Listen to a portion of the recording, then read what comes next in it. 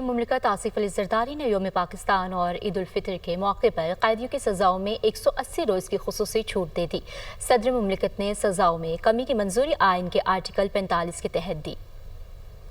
یوم پاکستان اور عید الفطر کے موقع پر قیدیوں کی سزاؤں میں 180 روز کی کمی کا اعلان۔ سزاؤں میں کمی کا اطلاق سنگین جرائم میں ملوث افراد پر نہیں ہوگا۔ 1/3 قید کاٹنے والے 65 سال سے زائد عمر کے مرد اور 60 سال سے زائد عمر کی خواتین قیدیوں پر سزا میں کمی کا اطلاق ہوگا۔ اس کے علاوہ بچوں کے ساتھ جیل میں موجود خواتین قیدی اور 1/3 سزا کاٹ چکنے والے 18 سال سے کم عمر افراد پر بھی سزا میں کمی کا اطلاق ہوگا۔